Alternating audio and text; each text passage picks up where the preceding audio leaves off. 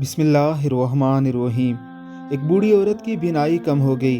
अंधे होने के ख्याल से वो इलाज के लिए एक हकीम के पास गई और कहा, हकीम जी, मेरी बीनाई दिन ब दिन कम हो रही है, बराए मेहरबानी मेरा इलाज कीजिए।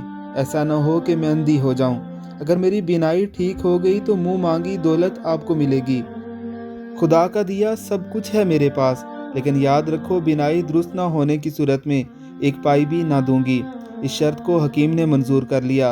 हर रोज़ इलाज के लिए बुढ़िया के घर जाता, आंखें धोकर दवा दारू डालता, लेकिन अपनी बद आदत के हाथों मजबूर होकर रोज़ाना कोई ना कोई चीज़ बुढ़िया के घर से चुरा लेता।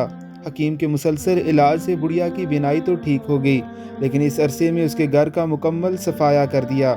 एक दिन हकीम ने बुढ़िया से अपनी उजरत मांगी तो बुढ़िया बोली, उजरत कैसी? तूने तो मेरा बरा बराया घर साफ कर दिया, एक तिनका ना छोड़ा, और ऊपर से उजरत तलब करता है। मैं तो तेरी खबर जूतियों से लूंगी। हकीम ने बुढ़िया के खिलाफ दावा दायर कर दिया। काजी ने बुढ़िया को अदालत में तलब किया और सवाल किया कि वह हकीम की उजरत क्यों अदा नहीं करती।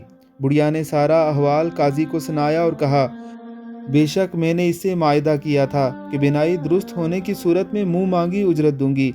इसने मेरा इलाज तो किया, लेकिन अब मेरा हाल इतना अबतर कर दिया है कि पहले तो मैं हर शय घर की धुंधली पाती थी, लेकिन अब मुझे कोई शय नज़र ही नहीं आती।